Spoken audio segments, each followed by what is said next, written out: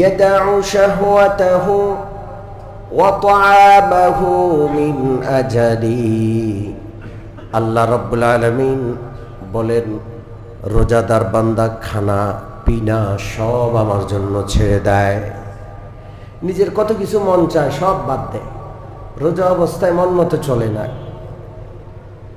খাইতে মনে চায়, খাবার প্রস্তুত, খায় না। পান করতে মনে চায়, পিপাসায় কষ্ট হচ্ছে, তাও পানি পান করে না। স্ত্রী আছে, তার কাছে যায় না। এই যে কষ্টগুলো করে, এটা আল্লাহর কাছে খুব পছন্দনীয়। এই জন্য আল্লাহ নিজ শান অনুযায়ী প্রতিদান দেন, অথবা আল্লাহ নিজেই রোজাদারের হয়ে যান। কুল্লু আমাল ইবনি আদম ইউদাফুল হাসানাতু বিআশরি আমসালিহা। বান্দা যে কোনো আমল করে, আল্লাহ তাআলা সেই আমলের প্রতিদান কম পক্ষে 10 গুণ বাড়িয়ে দেন।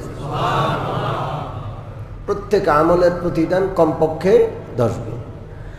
মান জাআ বিল হাসানাতি ফালাহু আশরু আমসালিহা। যে কোনো সৎ কাজ করা হবে, আল্লাহ তাআলা 10 গুণ বাড়িয়ে দিবেন প্রতিদান। ومن جاء بالسيئة فلا يجزى إلا مثلها وهم لا يظلمون। গুনাহ করলে কি 10 গুণ হবে? না। কেউ যদি কোনো অন্যায় করে, গুনাহ করে, কোনো অসৎ কাজ করে, তাহলে যতটুকু করেছে অতটুকুই তার শাস্তি হবে, এর বেশি না। অতটুকুই তার গুনাহ হবে। গুনার ক্ষেত্রে 10 গুণ বাড়ানো হবে না। ইলা 700 ضعফিন। আল্লাহর হাবিব বলেন 10 গুণ হলো কমপক্ষে। আল্লাহ তাআলা রাজি আর খুশি হলে, সন্তুষ্ট হলে 700 গুণ পর্যন্ত বাড়িয়ে দেন। যে কোনো আমলের সওয়াব 10 থেকে 700 গুণ পর্যন্ত বাড়তে পারে। তাহলে এই সংখ্যাটা স্বাভাবিক। কিন্তু রোজা, ক্বালা আল্লাহু তাআলা ইল্লাস সাওম ফাইন্নাহু লি ওয়া আনা আজজি বিহি। আল্লাহ তাআলা বলেন, শুধুমাত্র রোজার সওয়াবের ক্ষেত্রে 10, 700 এই রকমের সংখ্যার কোনো হিসাব নাই। ফাইন্নাহু লি, বান্দা রোজাটা আমার জন্য রাখে। ওয়া আনা আজজি বিহি, আমি আমার শান অনুযায়ী বান্দাকে সওয়াব দিব। সেটা কত লক্ষ, কত কোটি, কত সংখ্যায় হবে তার কোনো পরিমাপ নাই। তার কোনো সংখ্যা ঠিক করেন নাই কে? আল্লাহ। আনা আজজি বিহি, আমি আমার শান অনুযায়ী সেটার প্রতিদান দেব। কেউ কেউ এটাকে এইভাবে পড়েছেন, ওয়া আনা উজজা বিহি, বান্দা রোজা আমার জন্য রাখে, আমি আল্লাহ বান্দার রোজার প্রতিদান হয়ে যাই। অর্থাৎ এটার সওয়াব হইলাম আমি, অর্থাৎ আল্লাহ বান্দার হয়ে যান। সুবহানাল্লাহ। রোজার প্রতিদান খোদ আল্লাহ, রোজাদারের জন্য আল্লাহ নিজেই তার হয়ে যান। সুবহানাল্লাহ। ইয়াদউ শাহওয়াতাহু ওয়া তা'আমাহু মিন আজালি। আল্লাহ রাব্বুল আলামিন বলেন, রোজাদার বান্দা খানা পিনা সব আমার জন্য ছেড়ে দেয়। নিজের কত কিছু মন চায় সব বাদ দেয়। রোজা অবস্থায় মন মতো চলে না। খাইতে মনে চায়, খাবার প্রস্তুত, খায় না। পান করতে মনে চায়, পিপাসায় কষ্ট হচ্ছে, তাও পানি পান করে না। স্ত্রী আছে, তার কাছে যায় না। এই যে কষ্টগুলো করে, এটা আল্লাহর কাছে খুব পছন্দনীয়। এই জন্য আল্লাহ নিজ শান অনুযায়ী প্রতিদান দেন, অথবা আল্লাহ নিজেই রোজাদারের হয়ে যান। লিসাইমি ফারহাতান ফারহাতুন ইনদা ফিতরিহি ওয়া ফারহাতুন ইনদা লিকাই রাব্বিহি। আল্লাহর হাবিব বলেন, রোজাদারের জন্য 2টা আনন্দের মুহূর্ত, আজব আনন্দ, 2টা মুহূর্ত। ইনদা ফিতরিহি, 1 নম্বর আনন্দ হলো ইফতারের সময়। সারাদিন উপোস থাকার পর, রোজা রাখার পর যেই মাত্র আজান দেয়, মসজিদের মিনার থেকে সাইরেনের আওয়াজ হয়, কি যে ফুর্তি, কি যে ভালো লাগে। হ্যাঁ, সাথে সাথে মানে এতক্ষণ বাধা ছিল, খাইলাম না, পান করলাম না, সব সামনে ছিল, আর এখন সব বাধা অপসারিত হয়ে গেছে। এখন খাওয়াটাই ইবাদত। সারাদিন না খাওয়ার পর এক চুমুক শরবত, একটা খেজুর মুখে দিলেন, মনে হয় যে আল্লাহর সারা নেয়ামত যেন আপনার মুখের ভিতরে চলে আসলো। আল্লাহ, এটা একটা আনন্দ, এটা আজব একটা আনন্দ। আমরা অনেক সময় এটা উদযাপন করি না। আমি যখন ভারতে গেলাম, ভারতে যেহেতু হিন্দুদের মধ্যে মুসলমানদের ইফতারটা এত আনন্দের যে হিন্দুরা পর্যন্ত ইফতার বানায় বসে, যে এই আনন্দে আমরাও শরীক হব। মানে মুসলমানের দোকানে, মুসলমানের ঘরে যেমন ইফতারি তৈরি হয়, মুসলমানের দেখা দেখি এই আনন্দ উদযাপনের জন্য হিন্দুরা ইফতার করে। এবং ইফতারের সময় হইলে ওরা ওদের মতো করে, যেহেতু এটা হিন্দু দেশ, ওখানে পূজায় বাজি বাজি ফুটায়। মুসলমানরাও যখন ইফতারের সময় হয় ঠিক বাজি টাজি ফুটানো শুরু করে দেয়। এটা আমরা দেখছি কোনো কোনো জায়গায়। যাই হোক, ইফতারের সময়টা, ইফতারের মুহূর্ত রোজাদারের জন্য একটা অনেক বড় আনন্দের সময়। এই ইফতারের আনন্দের সময়টাকে আল্লাহর হাবিব তুলনা করেছেন ওয়া ফারহাতুন ইনদা লিকাই রাব্বিহি। রোজাদারের জন্য আরেকটা আনন্দের সময় আছে, সেটা হলো আল্লাহ রব্বুল আলামিনের সাথে রোজাদারের যখন সাক্ষাৎ হবে, সেই সময়কার আনন্দ। আল্লাহু আকবার। তাইলে রোজাদারের সাথে, রোজাদার যেমন ইফতারের আনন্দটা পায়, নিশ্চিত রোজা যদি আল্লাহর জন্য হয়, একদিন আমরা আল্লাহর দিদারের আনন্দটা পাবো ইনশাআল্লাহ। রাজি আছেন না? আল্লাহ যেন আমাদের সকলকে আল্লাহর দিদারের মজলিসের জন্য কবুল করেন। বলেন, সারা জীবন যে আল্লাহকে সেজদা করলাম, দেখি নাই, লক্ষ লক্ষ সেজদা, কারোর জন্য এই সেজদা না। আপনি কাউকে সেজদা করবেন? কাউকে করবেন না, শুধুমাত্র আল্লাহর জন্য। আর সারাটা জীবন দেখি নাই আল্লাহকে, সারা জীবন রুকু, সারা জীবন কুল ইন্না সালাতি ওয়া নুসুকি ওয়া মাহইয়ায়া ওয়া মামাতি লিল্লাহি রাব্বিল আলামিন। আমার নামাজ, আমার কোরবানি, আমার জীবন, আমার মরণ, সব কিছু লিল্লাহি রাব্বিল আলামিন, আল্লাহ রাব্বুল আলামিনের জন্য। যে আল্লাহর জন্য আমার জীবন, মরণ, আমার নামাজ, কোরবানি, আমার সব কিছু, সে আল্লাহকে তো দেখি নাই। সারা জিন্দেগি অপেক্ষা করার পর কবরের 40,000 বছর পার হবে, হাসর পার হবে, মিজান পৌঁছানোর সব কিছু পার হয়ে জান্নাতে যাওয়ার পরেও সর্বশেষ যখন আল্লাহর দিদার নসিব হবে, কত বিশাল অপেক্ষা। এই বিশাল অপেক্ষার প্রহর শেষ যখন হবে, আল্লাহর দিদারের সময় কি যে আনন্দ। আল্লাহ তাআলা সেই দিদারের আনন্দটা আর ইফতারের আনন্দটাকে একসাথ করেছেন। সুবহানাল্লাহ। তো ইফতার করতে করতে দিদারের আনন্দের কল্পনা করব যে আল্লাহ, আপনি রোজা রাখিয়েছেন, আপনি ইফতার মেহেরবানি করে আনন্দ দিচ্ছেন, আপনি আরেকটা আনন্দ থেকে যেন আমাদের বঞ্চিত না করেন। আমিন বলেন। আল্লাহু আকবার। আসসিয়ামু জুন্নাতুন। বিশ্বনবী রাহমাতুল লিল আলামিন বলেন, রোজা হলো একটা ঢাল। যুদ্ধে যেমন ঢাল দিয়া শত্রুর আক্রমণ থেকে যোদ্ধা নিজের দেহকে রক্ষা করে, ঢাল থাকে। আমাদের পুলিশ বাহিনীর কাছে ঢাল আছে, খেয়াল করছেন আপনারা? ঢাল থাকে কি থাকে না? দাঙ্গা পুলিশ সহ যে সময় একটু গন্ডগোল হয়, দেখবেন যে ওদের হাতে লাঠিও আছে, একটা কিও আছে, ঢাল আছে। মানে ওদেরকে ইট পাটকেল মারলে যেন ওরা আত্মরক্ষা করতে পারে। এই রোজা হলো একটা ডাল। এই রোজা নামক ডাল দিয়ে আপনি কিসের থেকে আত্মরক্ষা করবেন? শয়তান থেকে, শয়তানের প্ররোচনা থেকে, আল্লাহর নাফরমানি থেকে আত্মরক্ষা করবে। রোজাদার গুনাহ করে না, ঠিক কি ঠিক না?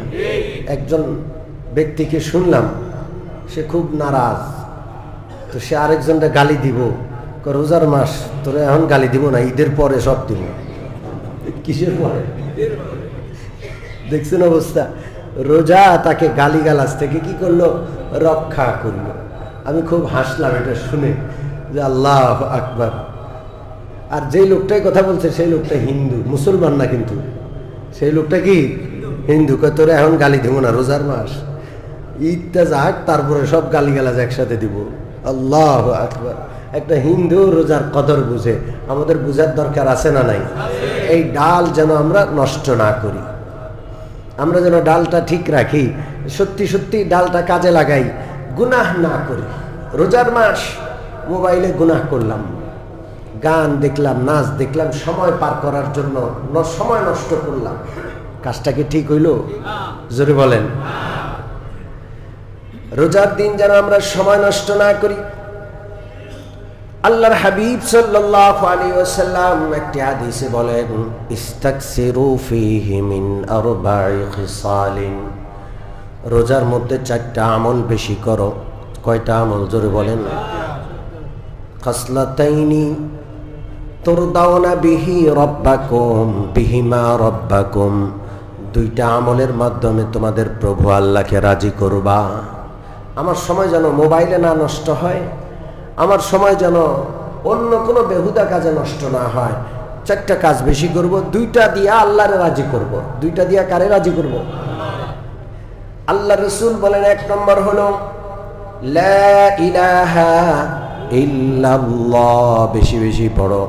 কালমা পড়লে রাজি হন কে? জোরে বলেন আল্লাহ। রোজার দিনে বেশি বেশি কি পড়বো? কালিমা পড়বো। অবসর আছি, মোবাইল ধরবো না, দূরে রাখবো মোবাইলটাকে। বেশি বেশি কি পড়বো? লা ইলাহা ইল্লাল্লাহ। কালিমা সম্পর্কে এত হাদিস বলে শেষ করা যাবে না। হযরত আদম আলাইহিস সালাতু ওয়াস সালাম জান্নাত থেকে বের করে দেওয়ার পর 350 বছর পর্যন্ত জমিনের মধ্যে ঘুরছেন আর কাঁদছেন, আল্লাহ গো তওবা করছি, আল্লাহ গো মাপ চাচ্ছি। এই 350 বছরে আকাশের দিকে চেহারা উঠায়া দেখেন নাই লজ্জায়, আল্লাহর এই মুখ কেমনে দেখাবো? আমরা তো এমন এক বাবার সন্তান যেই বাবা তওবাকারী, ঠিক কি ঠিক না? আমরা তওবা করব না খুব বেশি? জোরে বলেন ইনশাআল্লাহ। 350 বছর পর হযরত আদম আলাইহিস সালাতু ওয়াস সালাম হঠাৎ করে একদিন বলে বসলেন, আল্লাহ, মুহাম্মাদুর রাসূলুল্লাহর উসিলা আপনার কাছে আমি ক্ষমা চাই। আল্লাহ রাব্বুল আলামিন জবাব দিলেন, 350 বছর পর মুহাম্মাদুর রাসূলুল্লাহর নামের উসিলা আল্লাহ জবাব দিলেন, আদম, এই নাম তুমি কিভাবে জানলা, কোথায় পাইলা? হযরত আদম বললেন, ইয়া আল্লাহ, আপনি আমাকে যখন প্রাণ দান করলেন, জান্নাতে সৃষ্টি করার পর যখন প্রাণ দিলেন, আমি চোখ মেলে তাকায়া দেখলাম আপনার আরশের চৌকাঠের মধ্যে একটা কালমা লেখা। কালমাটা হইল লা ইলাহা ইল্লাল্লাহ মুহাম্মাদুর রাসূলুল্লাহ। আল্লাহ গো, এই কালিমার প্রথম অংশে তো আপনার নাম, দ্বিতীয় অংশে একজনের নাম দেখলাম মুহাম্মদ রাসূলুল্লাহ। আমি তখন ধারণা করলাম, আয় আল্লাহ, আপনি তো আমারে সর্বপ্রথম সৃষ্টি করলেন, আমি তো মানুষের সর্বপ্রথম মানব। তো এখানে যেহেতু আপনার পবিত্র নামের সাথে আমার নাম নয়, আরেকজনের নাম, তাহলে নিশ্চয় তার মর্যাদা সবচাইতে বেশি হবে। এতদিন মনে পড়ে নাই, 350 বছর পর ওই নামটার কথা মনে পড়লো। ওই আল্লাহর প্রিয় বান্দা মুহাম্মদুর রাসূলুল্লাহর নাম ধরে আপনার কাছে আমি তওবা করলাম, ক্ষমা চাইলাম। আল্লাহু আকবার। হাদিসে আছে আল্লাহ রাব্বুল আলামিন বলেন, আদম, এই মুহাম্মদ আমার শ্রেষ্ঠ বান্দা, তিনি তোমারই সন্তান, এখনো পৃথিবীতে আসে নাই, পরবর্তীতে আসবে। কিন্তু তিনি আশরাফুল মাখলুকাত, মানুষের মধ্যে শ্রেষ্ঠ মানুষ, ইমামুল আম্বিয়া, সর্বশ্রেষ্ঠ নবী, সাইয়্যিদুল কাউনাইন, এই দুই জাহানের শ্রেষ্ঠ ব্যক্তি তিনি। তার মর্যাদা অনেক বেশি। তুমি তার উসিলায় দোয়া করেছো, তার কালমা দেখে তুমি তার নামটা শিখলা, যাও তোমার আমি মাফ করে দিলাম। তো কালমা বেশি বেশি পড়বো ইনশাল্লাহ। জোরে বলেন পড়বো। হাদিসে আছে সত্তবক আসমান সত্তবক জমিন যদি এক পাল্লায় রাখা হয়, আর এই কালিমায়ে তয়্যিবার এক পাল্লায় রাখা হয়, কালিমায়ে তয়্যিবার পাল্লা ভারী হয়ে যাবে। এই জন্য রমজানের 4টা আমলের মধ্যে 1 নম্বর আমল হইল কালমা বেশি পাঠ করা। পড়বো ইনশাল্লাহ। 2 নম্বর আমল বিশ্বনবী বলেন যেটার মাধ্যমে আল্লাহকে সন্তুষ্ট করবা, সেটা হলো ইস্তেগফার বেশি বেশি পড়ো। আমরা বেশি বেশি ইস্তেগফার পড়বো। আস্তাগফিরুল্লাহ, আস্তাগফিরুল্লাহ, আস্তাগফিরুল্লাহ। ইস্তেগফার করে আস্তাগফিরুল্লাহ মানে আল্লাহ আপনার কাছে ক্ষমা চাই, আপনার কাছে ক্ষমা চাই। ক্ষমা চাইলে আল্লাহ বেশি খুশি হন। বান্দা আল্লাহর কাছে ইস্তেগফার করলে আল্লাহ বেশি কি হন? ইস্তাগফিরু রাব্বাকুম ইন্নাহু কানা গফফারা। আল্লাহর কাছে, তোমাদের প্রভুর কাছে বেশি বেশি ক্ষমা চাও, নিশ্চয়ই তিনি বড়ই ক্ষমাশীল। তিনি ক্ষমা করে দেন। ক্ষমা চাইলে তিনি ক্ষমা না করে পারেন না। ইউরসিলিস সামাআ আলাইকুম মিদরারা, আসমান থেকে রহমতের বৃষ্টি তিনি বর্ষণ করেন। ওয়ায়ুমদিদুকুম বিআমওয়ালিন ওয়া বানিন। ক্ষমা বেশি বেশি চাইলে, ইস্তেগফার বেশি করলে আল্লাহ তাআলা সম্পদ বাড়ায়া দেন, সন্তানে বরকত দান করেন। বেশি বেশি ক্ষমা চাইবো ইনশাআল্লাহ। ওয়াজআল লাকুম জান্নাতিন ওয়াজআল লাকুম আনহারা। আল্লাহ তাআলা বাগান বাড়ায়া দেন। ঢাকায় বাগান আছে, কতদূর হাঁটার জায়গা নাই, একটা মাঠ নাই, সুন্দর একটু জায়গা নেই। এত পরিমাণ নাগরিক, সেই হিসাবে মাঠ বা একটু সুন্দর হাঁটার জায়গা, ঘোরার জায়গা কম না বেশি? ইস্তেগফার করলে আল্লাহ বাড়াইয়া দিবেন। ওয়াজআল লাকুম আনহারা। নদী সবটি শুকিয়ে দুর্গন্ধ হয়ে গেছে। কথা কি বুঝে আসছে? ইস্তেগফার বেশি করলে আল্লাহ তাআলা সুপেয় পানির নহর দান করে দিবেন। আল্লাহ। সরকার এত এত বাজেট দিয়া নদী ঠিক করতে পারছে না, ঠিক কি ঠিক না? আমরা ইস্তেগফার করলে দেখবেন আল্লাহ কোত্থেকে নদীর ব্যবস্থা করে দিবে। কোরআনের আয়াত পড়ছি। তাইলে রমজানের 1 নম্বর আমল হইল লা ইলাহা ইল্লাল্লাহ। রমজানের 2 নম্বর আমল হইল আস্তাগফিরুল্লাহ। এই 2টা দ্বারা আল্লাহ সন্তুষ্ট হন। রমজানের আরো 2টা আমল আছে, যেই 2টা আমল না করে আমাদের উপায় নাই। লা গিনা লাকুম। ওই 2টা আমল না করে বিশ্বনবী বলেন তোমাদের উপায় নাই। 1 নম্বর হইল আল্লাহ রাব্বুল আলামিনের কাছে জান্নাত চাইব। জান্নাত চাওয়া ছাড়া উপায় আছে? 2 নম্বর আমল হলো জাহান্নাম থেকে মুক্তি চাইব। জান্নাত চাইব, জাহান্নাম থেকে আল্লাহর কাছে কি চাইব? আল্লাহ, জাহান্নামে যাইতে পারবো না, একটু গরম সহ্য হয় না, আগুনে জ্বলবো কেমনে? আয় আল্লাহ, জাহান্নাম থেকে মুক্তি দান করেন। আমিন বলেন। জান্নাত চাইতে এই দোয়াটা পড়তে হয়, আসআলুকাল জান্নাহ। জোরে বলেন, আসআলুকাল জান্নাহ ওয়া আউযু বিকা মিনান নার ওয়া আউযু বিকা মিনান নার। তাইলে 4টা কাজ: কালমা, আস্তাগফিরুল্লাহ, জান্নাত চাওয়া, জাহান্নাম থেকে পানাহ চাওয়া। এই 4টা দোয়াকে একসাথে পড়া যায়। লা ইলাহা ইল্লাল্লাহ, আস্তাগফিরুল্লাহ, আসআলুকাল জান্নাতা ওয়া আউযু বিকা মিনান নার। আবার বলি, লা ইলাহা ইল্লাল্লাহ, আস্তাগফিরুল্লাহ, আসআলুকাল জান্নাতা ওয়া আউযু বিকা মিনান নার। একসাথে পড়ার চেষ্টা করব। এবার পুরাটা একসাথে পড়তে পারি কিনা দেখেন। আমি একসাথে পড়বো, আপনারা তারপরে পড়বেন। লা ইলাহা ইল্লাল্লাহ আস্তাগফিরুল্লাহ আসআলুকাল জান্নাতা ওয়া আউযু বিকা মিনান নার।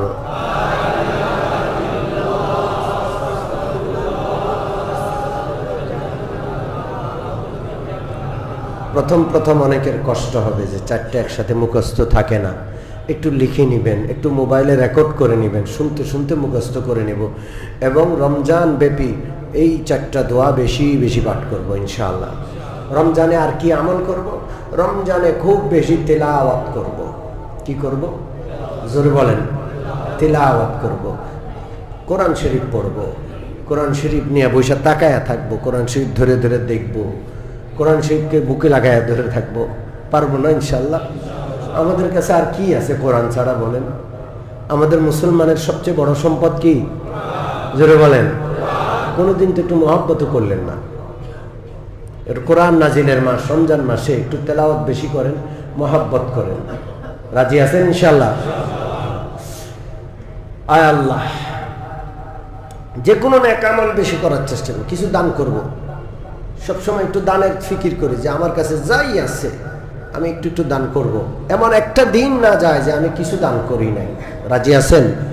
যত সৎ কাজ সব সৎ কাজে থাকবো। মসজিদে আসলে কোনো নেক আমল করা ছাড়া যাবো না। মসজিদে আসছি, পাশে তালিম হচ্ছে, অবশ্যই তালিমে একটু বসবো। তালিম দীর্ঘ সময় শোনার সময় নেই, একটা হাদিস শুনে যাই। একটা হাদিস শুনলাম, সময় নেই, একটা হাদিস শুনে চলে যাই।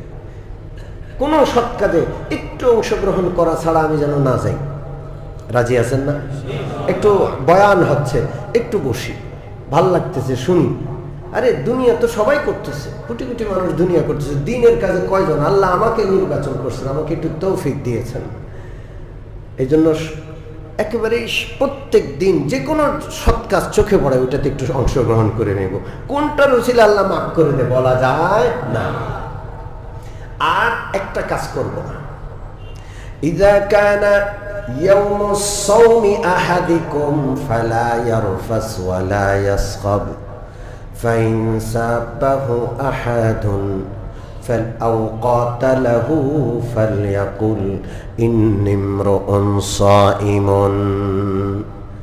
রোজার দিন ঝগড়াঝাটি করব না, উচ্চস্বরে গালমন্দ, চিৎকার চেঁচামেচি, ধমকা ধমকি করব না ইনশাআল্লাহ।